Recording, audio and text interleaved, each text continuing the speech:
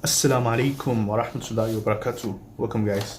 Today we're going to continue from that last video that I made about analysis between atheists and the theist divide, especially in the modern world.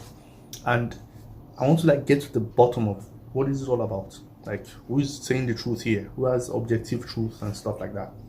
And I use analogy with paper. If you remember from that previous video, you should actually watch the first one so that this one will just be like a follow-up. But I was trying to recant some of the things that I said in that video.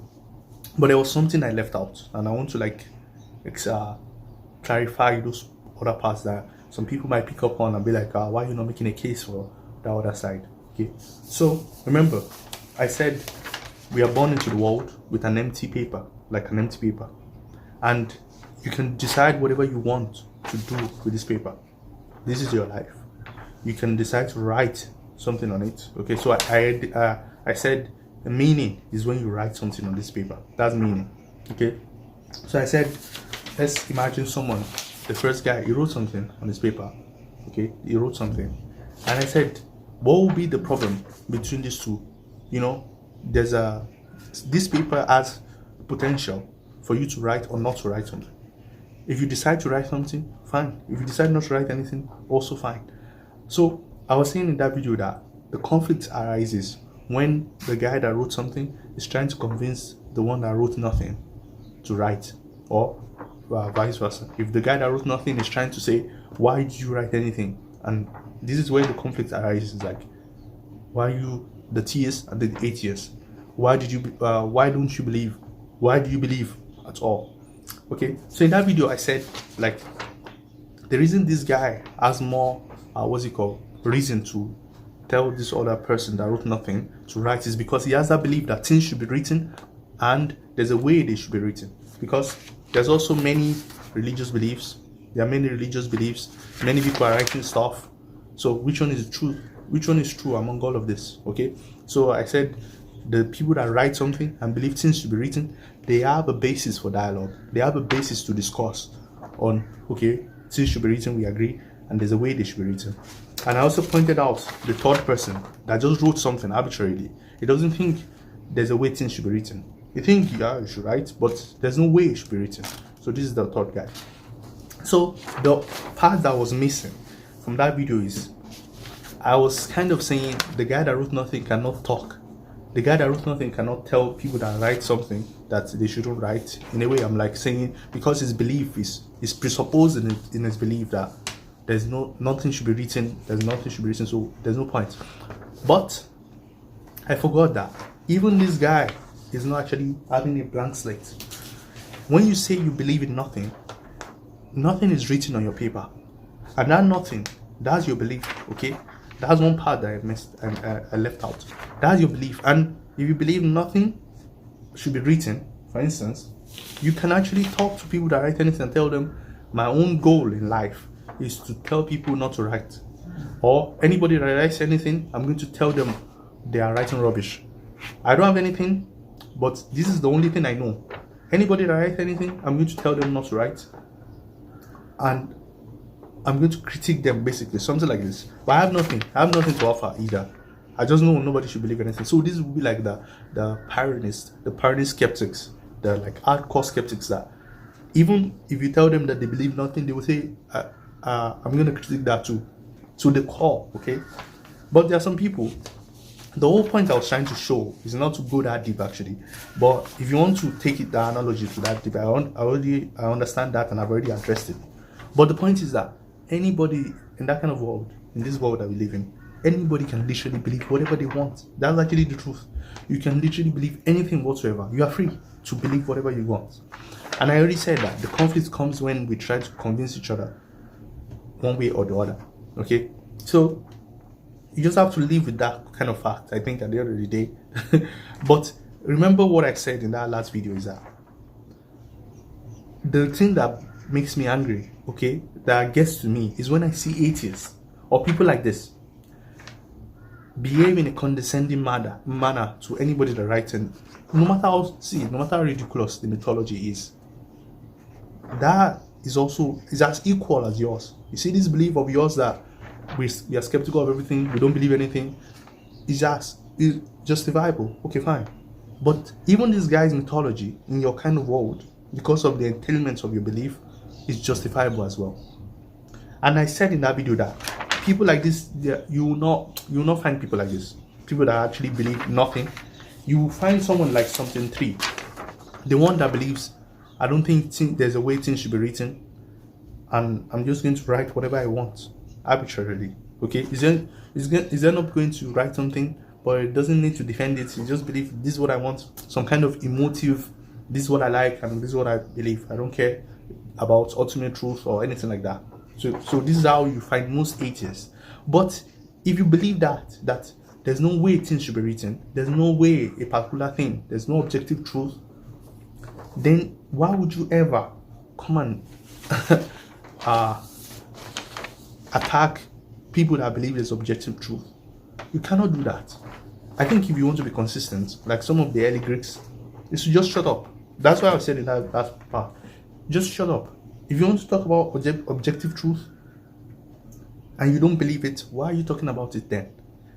The people that should be doing that is the people that actually believe in it, in objective truth. They can discuss with themselves, and when they come to meet you, okay, fine, that's where the conflict said, like I said. But they are driven to do this. The people that believe this, it's not just, it's like a natural thing for them to actually call people to write and write in a particular way. But for you, it's not in your belief that there's a particular way things should be written. You can say, okay, write something. Then I wrote this, and you cannot critique it because your belief is like anybody is free to write whatever they want. So if that's your belief and you've written yours, I can write mine too, and you shouldn't have any problem with that.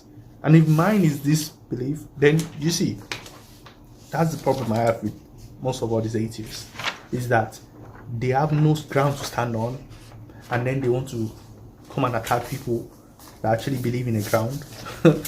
Whether their ground is true or not, I also said in that other video, that's not the point. The point is that they believe that there's a ground and they build up from there. You have no ground to stand on. How can you then critique them? It doesn't make any sense. It's not consistent. That's the problem with this kind of move. So we are stuck in this world with this dilemma of no ground and ground. What is the ground for your meaning? Why did you write something? Okay, religious people, for instance, in Islam, we believe is objective.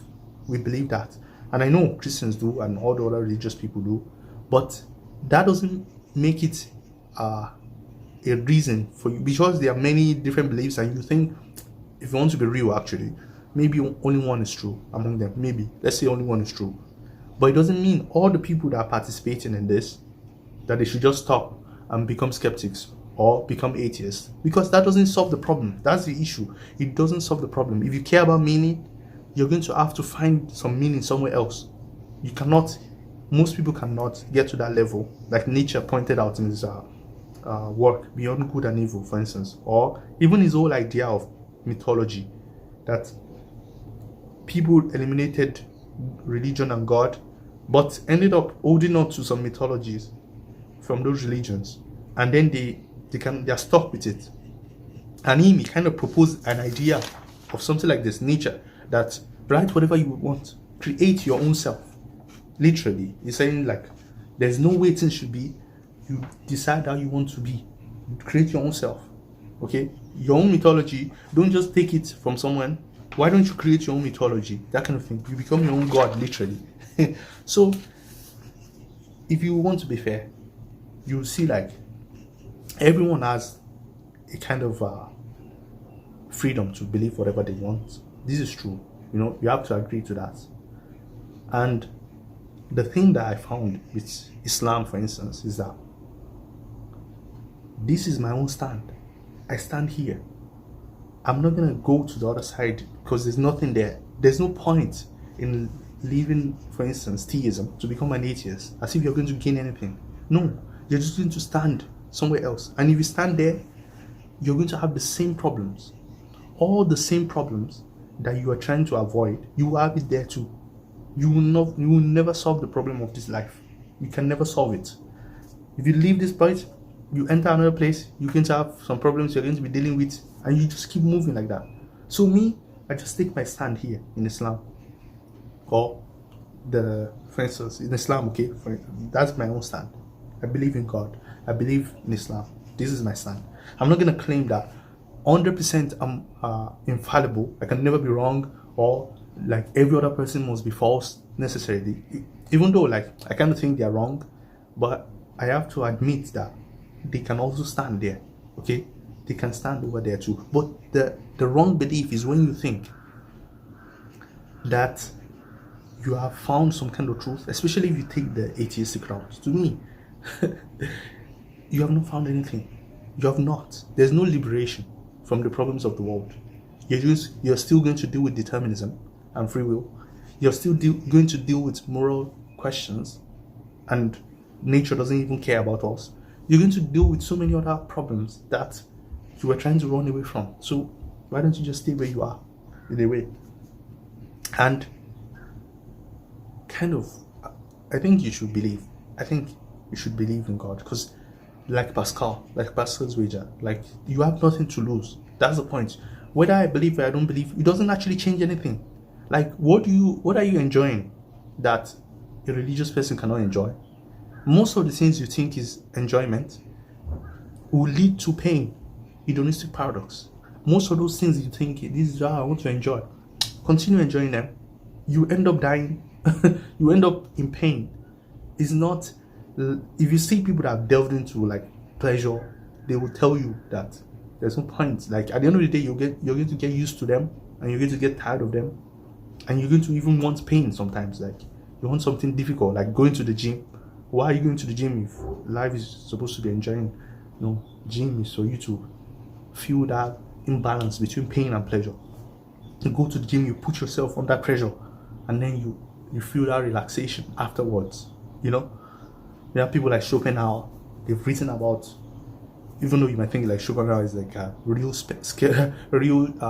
pessimist, but actually, if you read his work, you will see like he was someone that didn't lack anything. He was rich, he had money, okay, he has his business, and they just saw like there's no point to all of this. And many people have gone through the same. So to me, it's not even like an attack on atheism per se. My attack is mainly on those people that think they have the moral high ground because of science. Science is nothing, bro. Science is not writing anything. Science is description, telling you this paper is white, it has an angle. How does that mean anything? How does Pythagoras' theorem decide what is good and evil? No, it's meaningless. So why are you going to science as if it's going to solve any problem? It's not going to solve it. Whatever science brings, we are still going to put meaning on them and decide what we'll use them for, or what the meaning was going to be. So at the end of the day, we are all going to believe in one mythology or the other at the end of the day. And I'm not using, so mythology doesn't even become, it's no more derogatory. Mythology is not derogatory. In one of my posts, I actually said something about this, that believe in mythology, for reality is worse. Because reality is colorless. Reality is like nothing. There's nothing there. You go there, you're going to paint it however you want. Also, when you say, I don't want to believe in God, I don't want to believe in religion anymore, you're going to end up believing in something else. You're going to decide what is going to be good for you now. I'm evil. Fine, no problem. Do that. Many other people are going to do the same because they are free. So you end up going back to where you started from. I think what you should do rather is walk under your own paradigm. Let's say you're a Muslim. Instead of living Islam, why don't you try and find a way to like reconcile some things? You have problems with some of the rulings. Why don't you try and find a way that, okay, it can be interpreted this way, that you still hold on to the core of the beliefs.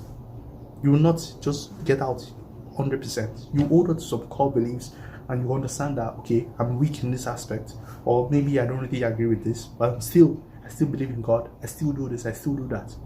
That is better than just living entirely and not finding any meaning at the end of the day. Because there's nothing. You will not know when you found it. You will not even know what you're looking for. You're just going to be deciding them arbitrarily. So, but remember, the conflict comes when we try to convert each other. That's where the conflict is. If nobody actually did this, if no one is talking to each other, I think people will actually leave themselves alone, and there will not be all this problem. But anyway, I'm just rambling, guys.